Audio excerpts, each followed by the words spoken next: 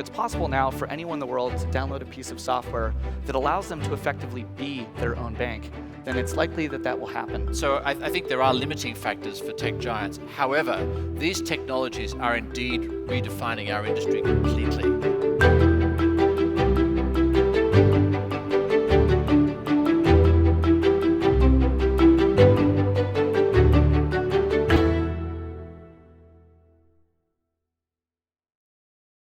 Okay, I know I'm between us and the end and closing, so I will try and be brief.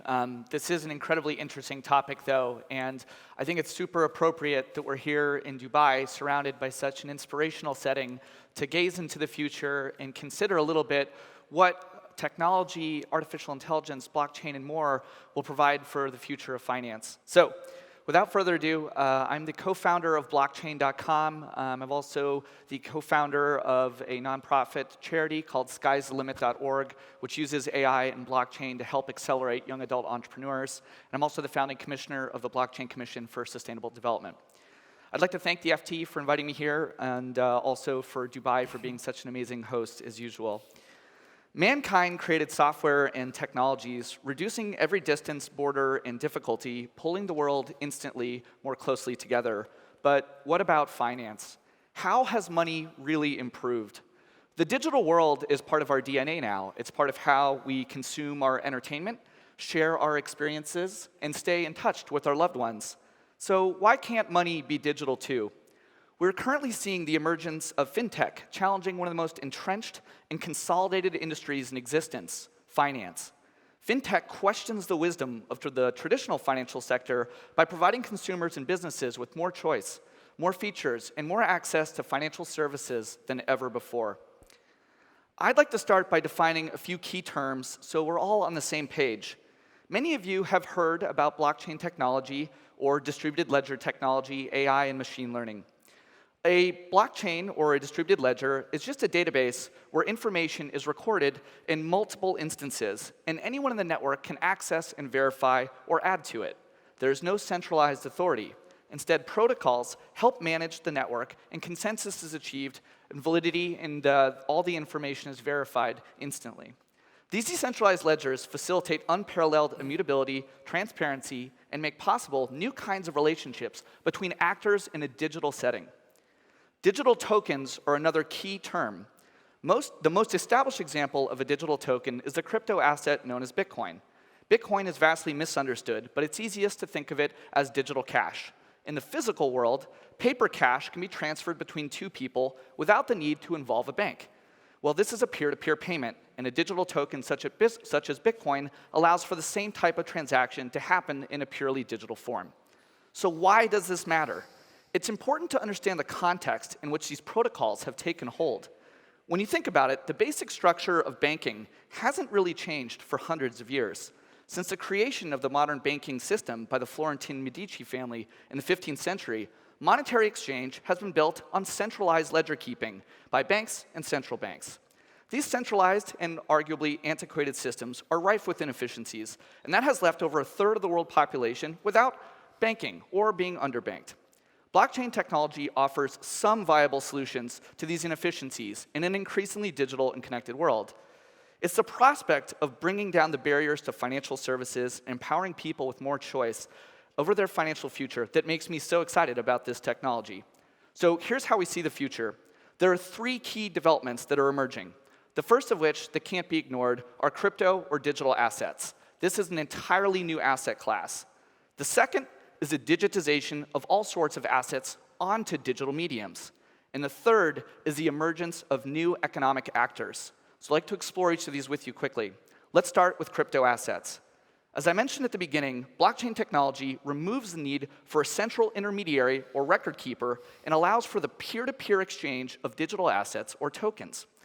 On the back of this decentralization, a new asset class of cryptocurrencies has emerged, the most famous of which are Bitcoin and Ether. Cryptocurrency transactions are instant and final, much in the same way that me handing a £5 note is to a friend in the physical world. But each time a transaction is made, it's recorded into a giant ledger that's globally distributed, traceable, and transparent. Now, there are thousands of emerging digital assets, so this is really just the beginning. The second trend is the digitization of existing assets. As the world comes online and becomes increasingly connected via smartphones, the demand for financial assets of a digital kind will grow, and new crypto assets are setting that foundation. In fact, we believe that all of the world's assets will be in a digital form in the non-too-distant future. This conviction is not based on ideology, but practicality and efficiency. Digital assets built upon blockchain infrastructure offer clear benefits over traditional assets in terms of speed, cost, and transparency, as well as enabling brand new functionality and innovative features thanks to that underlying technology. Money is a prime example. The majority of central banks in the world are actively investigating the possibility of issuing sovereign currency in a digital form. This is because the key to potentially unlocking the macroeconomic opportunities of blockchain lie in the creation of a digital currency that blends the truly innovative features of Bitcoin with the features of an established currency, regulated under the sponsorship of a central bank. A central bank digital currency could allow for a more efficient, resilient financial system, one with effective monetary policy that reduces the impact of a cash-intensive economy. Another very interesting development is stablecoins. Our research team is currently tracking over 50 such projects. Stablecoins, as the name suggests, are cryptocurrencies that are designed to minimize price volatility. This minimization of exchange rate is most commonly against the US dollar. Prices stablecoins in stark contrast to more volatile crypto assets like Bitcoin, Ether, or Litecoin. These crypto assets have no price stability mechanism designed in them. So if you peg a crypto coin to $1, then you're only exposed to the volatility of the underlying asset. So what's really interesting about this is many institutions and a press attack against crypto assets has been that the volatility has been too significant for institutions to start to participate. And this development of stablecoins is a direct response to that. In the very near future, it will be possible to put a US dollar-denominated bank account in everybody's pocket on Earth that has a smartphone. And that is a really interesting development. Digitization is not just limited to financial assets. Over time, we will see many other real-world goods, services, and forms of value move into a digital form, such as loyalty points and welfare benefits. Essentially, almost any illiquid asset today has the ability to become tokenized, made into smaller pieces, and then accessed and exchanged between millions of people. Taken together, this type of tokenization or digitization has the ability to create deeper, more liquid, more inclusive markets, and also entirely new markets that didn't exist before. The third trend I want to talk about today is the emergence of new economic actors. If it's possible for me today to send a text message anywhere in the world instantly, basically for free, why can't I do the same with my money? Billions of people remain unbanked or underserved by the traditional financial services sector. Every panel today has brought this forward. They deserve more and better technology solutions for their problems. It's not surprising to me that of our 35 million users all over the world, our growth on our platform has been very strong in developing nations. Here, financial inclusion is going to be achieved by leapfrogging traditional technological financial infrastructure and going straight to things like mobile-first technology, as individuals become increasingly mobile-savvy and comfortable with digital tech.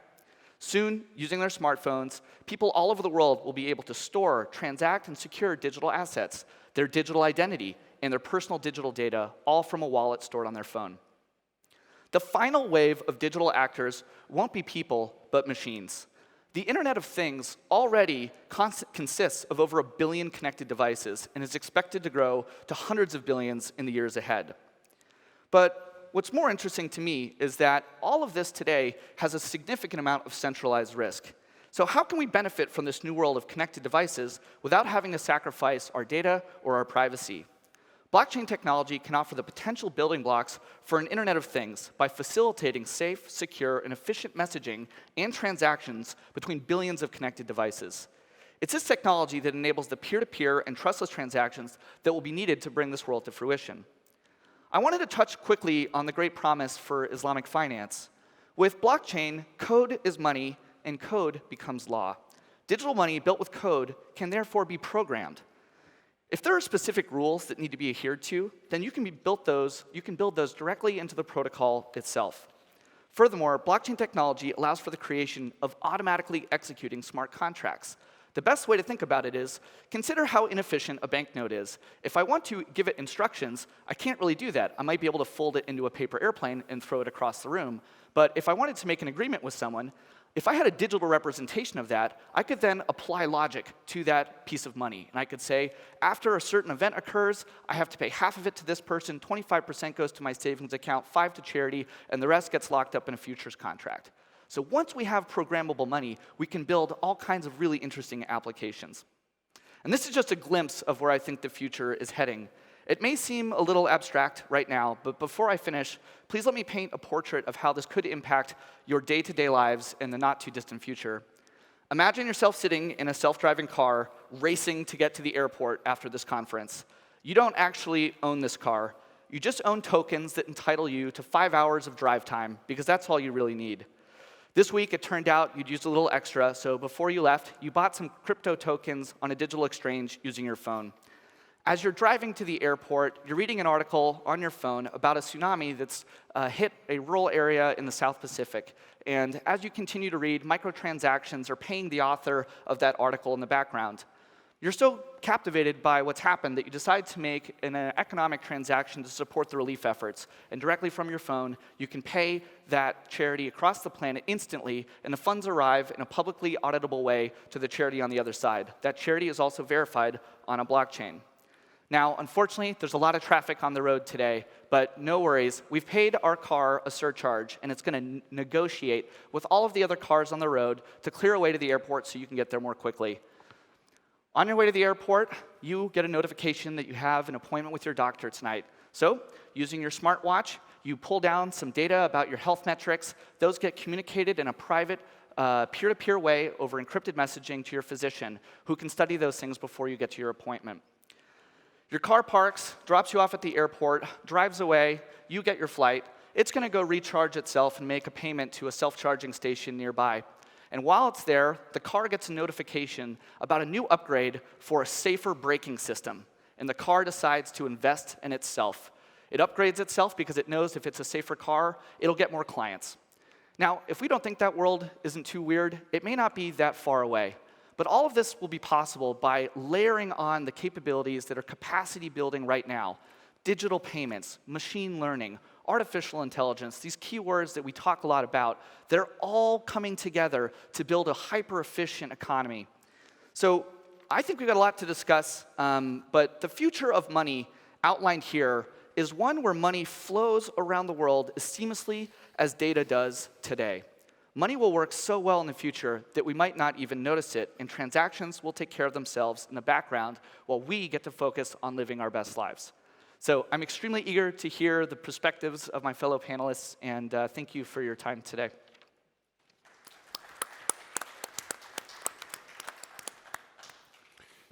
Thank you for framing that discussion, Nicolas. As you mentioned there, blockchain is all about decentralization and democratization, but financial services is centralized and dictatorial in its management structure.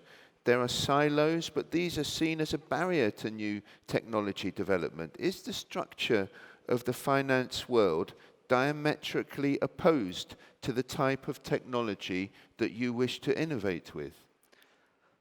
From my point of view, and I'll be brief because a lot of other people need to speak, I don't see them as necessarily in competition. It's just an opportunity to reinvent and build better services. At the end of the day, clients and customers all over the world are going to expect things to be more fluid and easy. And if it's possible now for anyone in the world to download a piece of software that allows them to effectively be their own bank, then it's likely that that will happen. There are plenty of markets in the world where there's weak trust in institutions, and there's been colossal failures and collapses of confidence in economies. We're seeing one occur in front of our eyes down in Venezuela today.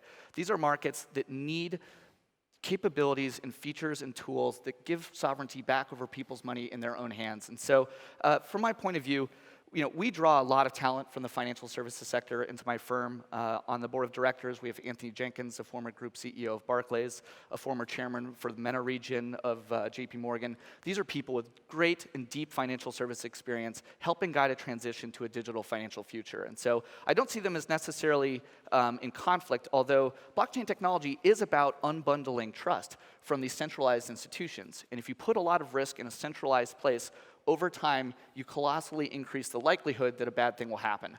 And so just like squirrels don't put all their nuts in one place at Christmas time, we move them all over the place so that there's lots of distribution. The same is true of how we've natively designed blockchain capabilities. So those are some things to think about. So from what you're saying, the financial services world isn't yet ready for the disruption because the top people there, a lot of them are still very old school. They're uncomfortable with innovation, which they fear threatens their traditional business model. Do most people you talk to still see blockchain as a threat rather than an opportunity and hope that somehow it just goes away or is regulated out of existence? I would say that the private truth is that most intelligent adults that have worked in finance see some huge waves of change coming. But the public narrative isn't there yet, partially because their interests aren't in alignment with significant quick change. So if you think honestly about how software can eat the world and provide financial services at scale, those are probably things you'd want to be investing in. So you might think about that and talk about it privately among your friends, but if you work for a large publicly traded financial service company, you probably have a more moderated view.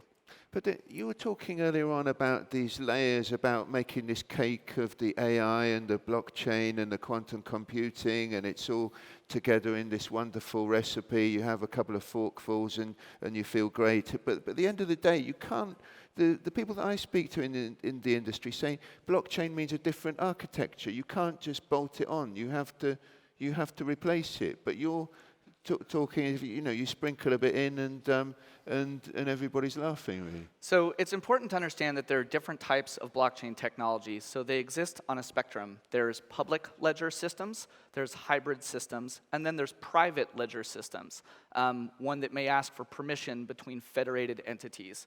The stuff I'm most interested is broadly in the public ledger section because it allows for open access and anyone can use those tools.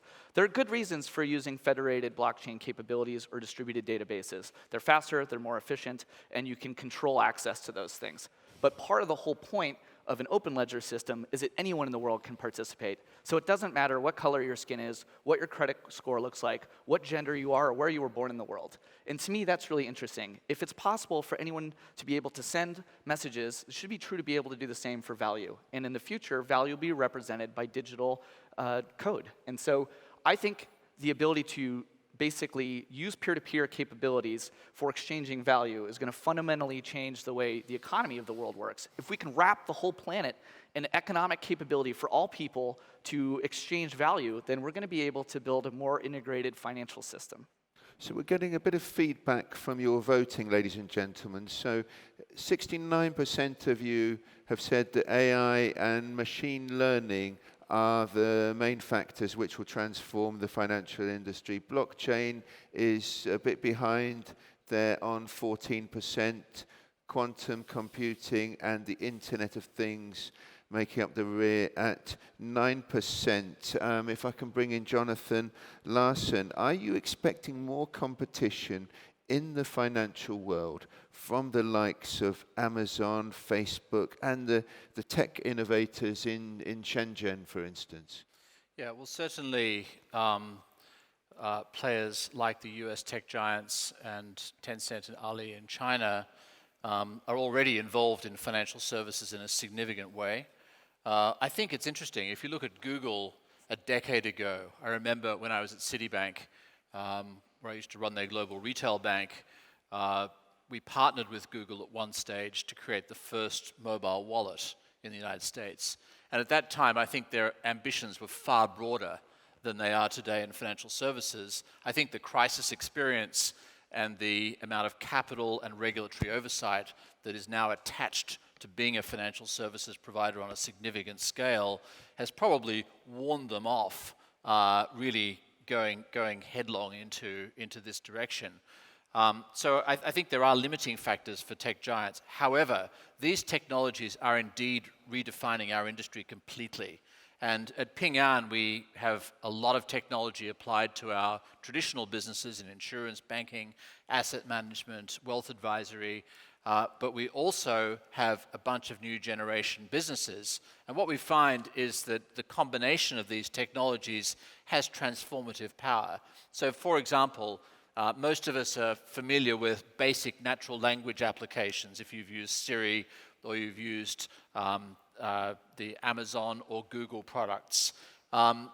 We're now able to build domain-specific engines that can carry on a 5-10 minute conversation in depth, and you have no idea you're talking to a computer.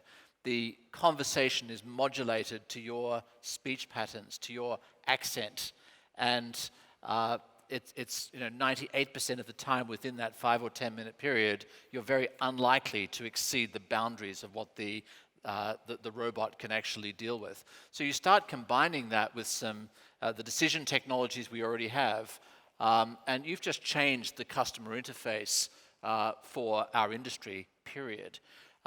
You then say, okay, well, just as finance is embedding itself in e-commerce and other areas of the economy because of technology, you don't need to go to pull out your credit card in order to do one click on Amazon. To take a very simple example, when you want to buy something, that technology is already embedded in the e-commerce platform. What we're finding is that these technologies like voice technology, a lot of the tokenization technologies are actually scalable horizontally across to other sectors. So for example, we have 20 verticals in smart cities where we're taking technologies that we built in financial services to solve problems that we had and our customers had, and we're now applying them to how do you apply technology to delivering education in remote parts of China? How do you build optimization systems for traffic flow? How do you help train systems figure out whether the tracks are actually in good condition or not using laser and vibration analysis? How do you do disease prediction to basically manage epidemics if they occur, which is clearly a huge problem in many parts of the world? So what we're finding is that these technologies are scalable far beyond their source industry, and that really gets us to this kind of ecosystem strategy. So as a financial institution, we're broadening into a range of other areas to health. We happen to own the largest auto sales platform online in China. It sells 32% of cars in China. We're providing government services. You asked about the tech giants. Of course, they're exploring ecosystem strategies as well. Amazon is into cloud computing. They're into entertainment content. They're into even online, offline retailing. And of course, there are parts of their businesses that are into financial services. What we're seeing is a fundamental redefinition of boundaries across most of the economic sectors that we care about.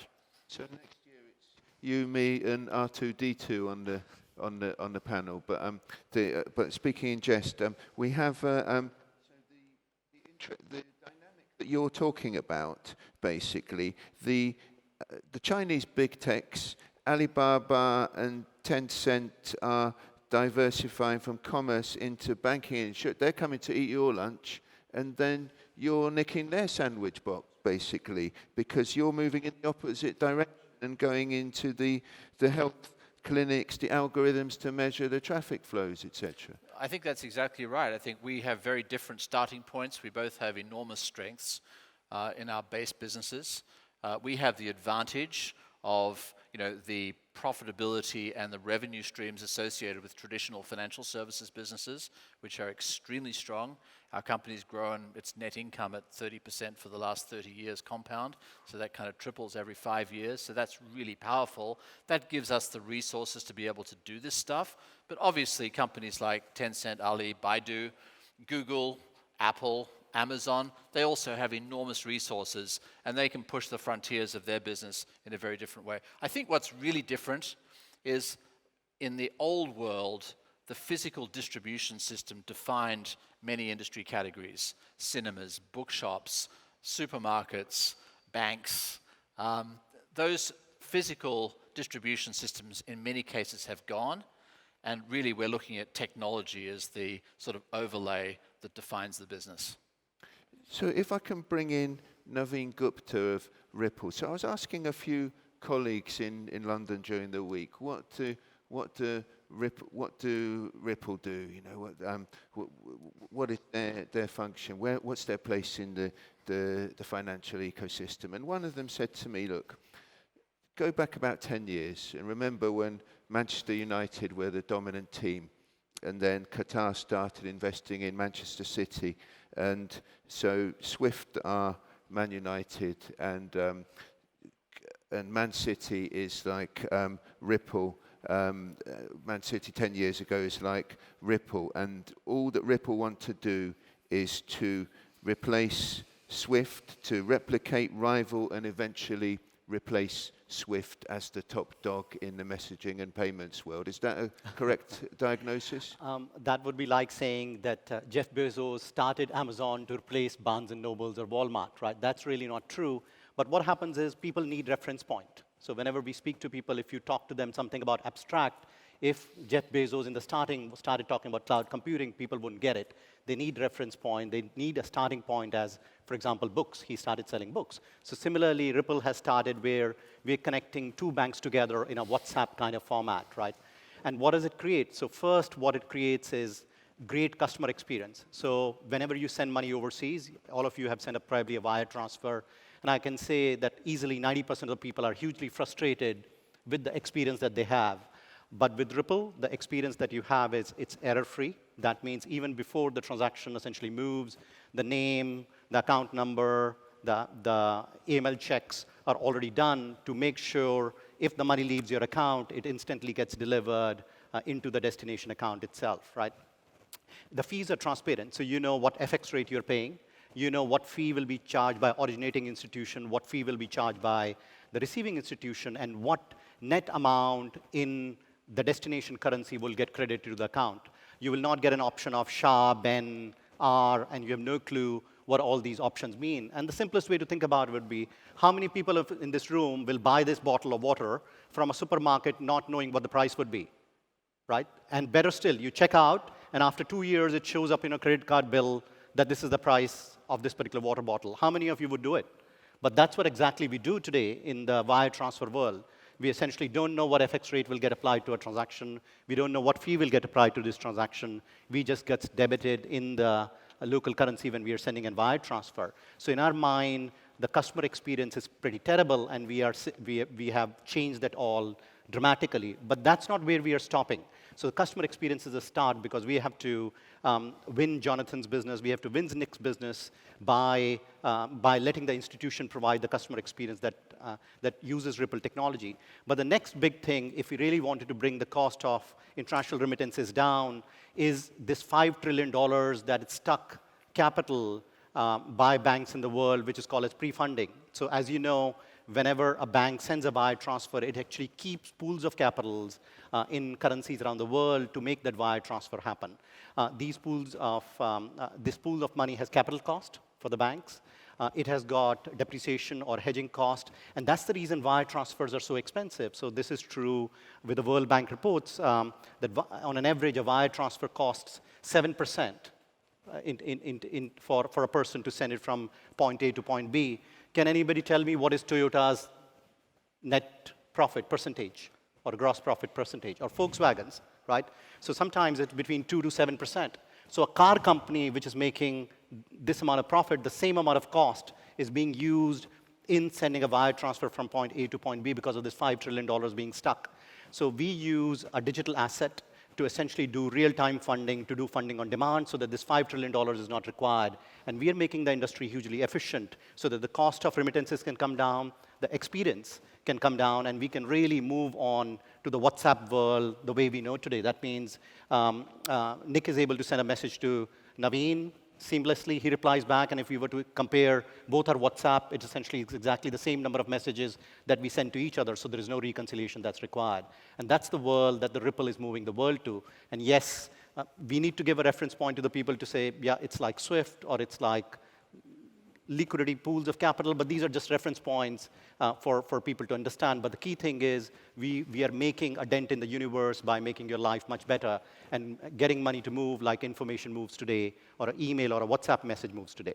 So if, Navin, I remember that end of 2017, the Cybos conference held by SWIFT in Toronto, and you had a fleet of black vans outside, and you had your rival conference a few blocks away with a lot of the same speakers. You wished, as people were coming out to go for a drink, you'd usher them into black vans and take them to your conference. If you had your fleet of black vans outside here today, and you took us all the way to your disruption and innovation bunker, what sort of devices and software would you show us there that's not disrupting now, but it's going to disrupt the industry a couple of years away in the future? By the way, the black vans are outside. That's where most of the people are gone. So you're thinking where the rest of the people are gone. They've taken the black van, and they are seeing the demos of the products and the solutions. That was guerrilla marketing. That was well done, and the main purpose was that Yuri remembers us. You do. So I think that's good. That worked. So what we would like to show today to people is, for example, something we call is pathfinding. So for example, today you wanted to, again, buy this bottle of water. You can go on a website, have a look that, you know what, who is the cheapest provider, who's the best provider. You can do the reviews of ratings. You can go to comparison websites and say, which are the 5 places where this bottle gets sold, and then you can decide to buy from anyone. But today, you don't have that choice in your remittance network. Right? So what Ripple wants to do is we want these remittance networks to compete for your business. You should be able to say, yeah, you know what?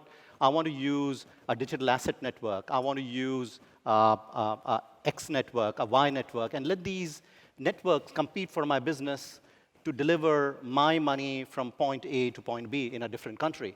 And I will go with the one that gives me best FX rate, which gives me fastest delivery, which gives me error-free service. And then he goes and uses that network. So these are the kind of things that you will see from Ripple, which is like pathfinding, which essentially gives you the ability for networks to compete for your business at an institutional level. And of course, these things will be parameterized so that your choices, if you have already decided so, then they execute based on your choice. And we will take the shortest route or the cheapest route, whatever your preference is, between a point A to point B, exactly the way the internet works today. So Jonathan and me, we may be sitting next to each other, but when he sends me an email, the email may actually go to Japan and come back to me, because that may be the shortest digital path between both of us. And the same thing we are doing for money. And you will start to experience that if you were to go to our black van outside. Please do. Well, what's interesting is that we've been talking about blockchain, and the votes for blockchain are actually going up to 21%. AI and machine learning has lost 5%. So these are the guys from the vans returning and voting now. And I'd like to bring in Pawel Stefanski at IBN. There's a growing demand, Pawel, to move money around seamlessly around the world as email moves today. And IBM, from what I've read, you've been keen on describing the target user experience set by your customers. What have been the challenges when you're working with central banks to devise a universal money transfer network, especially in creating a digital asset to replace cash, which can work across borders? So from IBM perspective, we differentiate between the money transfers for retail purposes across borders, which is the solution that we are currently building on top of the Stellar protocol called WorldWire. And we will be announcing it soon at Money 2020, so stay tuned for that. And the wholesale central bank digital currency, which we are still piloting among other places here in the UAE and Saudi Central Bank, the 2 banks that are involved. It turns out that in this second scenario, most of the challenges have been around the business models and basic macroeconomics situations. For example, what happens when the money sits in the account overnight and who gets the interest? How do we avoid interest arbitrage? Are we dealing with 1 or 2 central currencies? And that digital currency that is used as a medium of exchange, should it be how it should be devised? So we've actually had quite a deep set of work sessions with both central banks to come to some agreement on this, because obviously there are differences in opinions. Having said that, when you look at the blockchain networks currently in production, I want to take us away a little bit from just sending money across the borders, because from an IBM perspective, the networks that are currently in production focus actually on different business problems. So for example, the one that we've built with a network of European banks, where we instrumented the trade finance process and helped that process be much more transparent and fair for all the participants, at the same time accelerating it.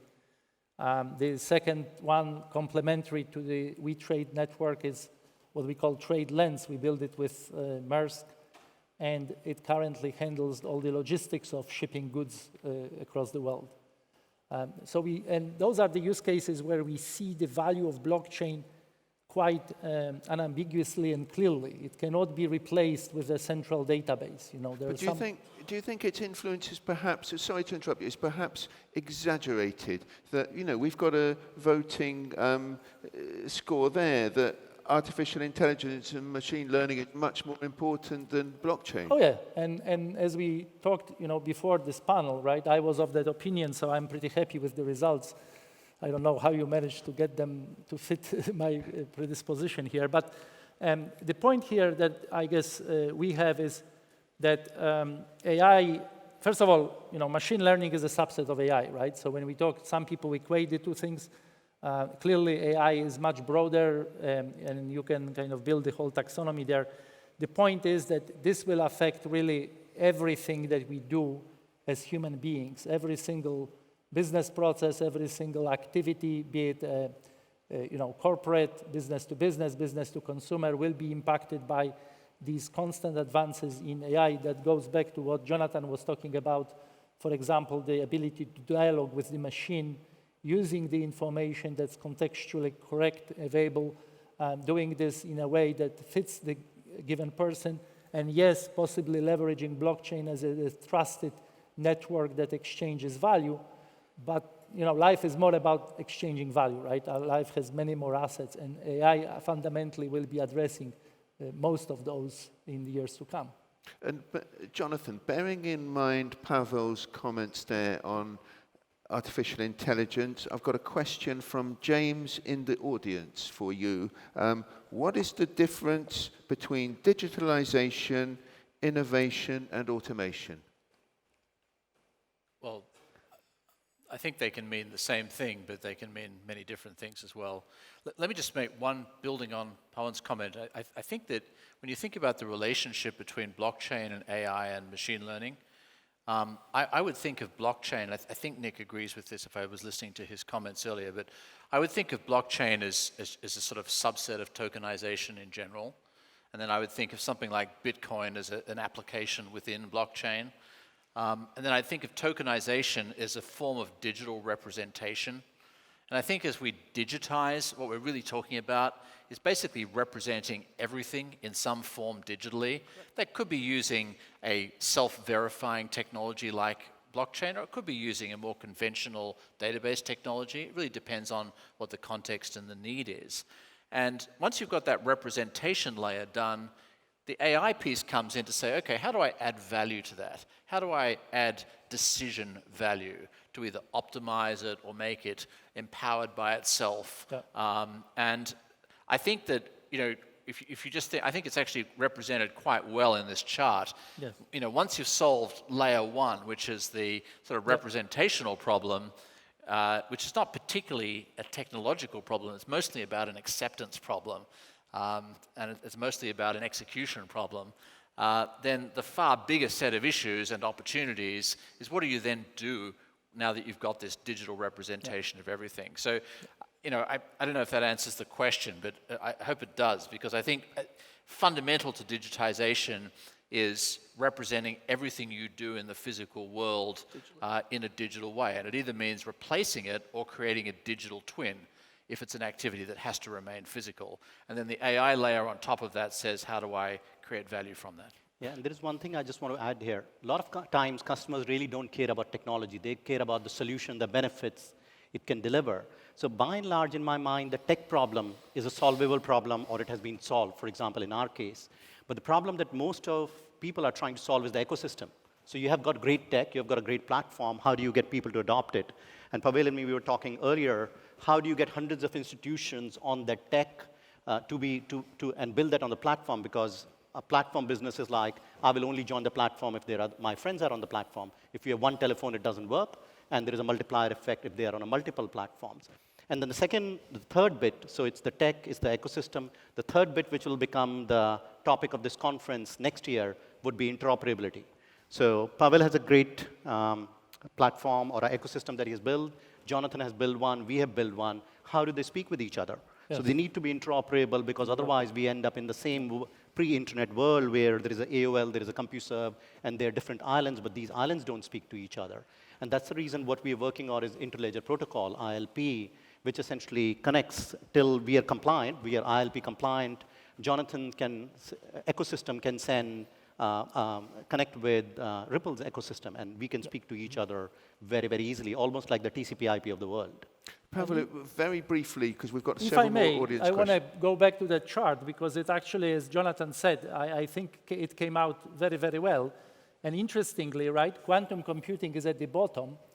The way I interpret it is because in our future, in the future of people in this room... Can the audience see the chart? So I'm just going to repeat what's on there. So quantum computing is at the bottom of the transformational factors with 8%. Yeah. Even the lowly Internet of Things is beating them at 10%. Yeah. Blockchain slightly down on 20% now, and 63% for AI and machine learning, still the runaway winner. And the point here that I'm trying to make is, quantum computing is not here yet, right? It's we are beginning to look at it. It's we are experimenting with it, but the real horizon of real practical applications that will go over and above what the traditional computer can be is 5 to 10 years away, right? So you can argue that it's a farther future than any of the other options on this chart. We're running out of time, so I've got to restrict you to 30-second answers now. Nicolas Cary, impassioned member of the audience who wishes to remain anonymous, is saying, do you really believe, in your heart of hearts, that central banks will allow blockchain to remove them from the system? It's irrelevant. And also, in 30 seconds, since we won't have a lot of time to dig into this, blockchain, I will make an impassioned argument for it quickly. There is not a bigger idea in the world than reinventing money. Everyone in this whole room spends their whole life in pursuit of money so that they can invest in their families, buy homes, get great experiences. And very few people spend time thinking about why their money has value. We should be able to create money that has better properties, it works more fairly, and works for a more digital economy. And blockchain technology is fundamental to that. Artificial intelligence will help us develop insights off of this information as we digitize our money, and that's going to be really interesting. But the near-term scope is all about blockchain, then machine learning and AI, about all the valuable things that we've tokenized. So the order here is a little off still, but they are all important. These are compounding exponential technologies. So as they influence each other, they add value to each other, and there's an enormous amount of opportunity there. And I have to ask you, Jonathan, about the political sensitivities of this information transfer as well as money during these times of trade war and protectionism. With the trade war with the US, sensitivity over data handled by Chinese companies in much of the West, will governments be very skeptical in allowing Ping An's expansion into their territories for perceived data security reasons? Well, I think that sensitivity exists. I think the onus is on Chinese companies that want to globalize to present themselves in a way that makes their user organizations completely comfortable from an InfoSec perspective, and their governments and their regulators. We're at the point where we're just at the beginning of internationalizing Ping An, and we know about these challenges. We have no linkages to the Chinese government whatsoever that anyone would need to be concerned about in these areas. And obviously, we're very conscious of the conditions that we need to meet to be credible as a technology provider outside of China. Thank you. And we're about to close. So a 30-second answer from Navin. I'm very upset because I never get invited to any of your parties or these Beanos that you have. You recently invited clients to a celebration with iconic musicians with including the Steve Miller Band. They were the star attraction. So when it comes to innovations like blockchain, AI, quantum computing, which Steve Miller Band song would best describe these? Would it be the 1982 classic Abracadabra, because transactions are made easier by one wave of the wand? Or should we be more wary and see some so-called innovations as dreams of the space cowboy portrayed by the Joker? So I'm not so familiar with Steve Miller Band, but I'll pick up on something that Nick said. So what happens in life, a lot of time we think in zeros and one, like what is going to replace the central banks, or will central banks allow the money to be replaced? But actually that's not true. One doesn't need to replace another. Both can coexist for different use cases. For example, for international cross-border remittances, for micro-payments, for maybe ad-free viewing in your browser. There are a lot of uses of digital assets which can be used without threatening the normal order that the central banks want to maintain. So in life, a lot of time, because of sensationalism around media, we think of zeros and ones. Government will get replaced, central banks will get replaced, we will all be running around without any cash in our pockets. Life is not like that. Life is a continuum, and it's not series of zeros and ones. Digital assets will make sense where it creates value. Where it will not create value, it itself will vanish. But what you're essentially telling is wherever there is inefficiency, you're bringing new solutions to the market for these inefficiencies to be removed. Right? And that's the way we think about it. And that's the reason customer is at the end of the day king. Customers decide what will be successful and what will not be successful. And there is no force in the world that can stop an idea whose time has come, because people here in the room will vote with their feet. Well, thank you, Navin. We've got one more polling question later. Should we all be replaced by robots next year with this much of the AI? So I'll let you have a think about that one. And before I hand over to Rula Khalaf, somebody who definitely can't be replaced by a robot, I would like you to put your hands together for our panelists.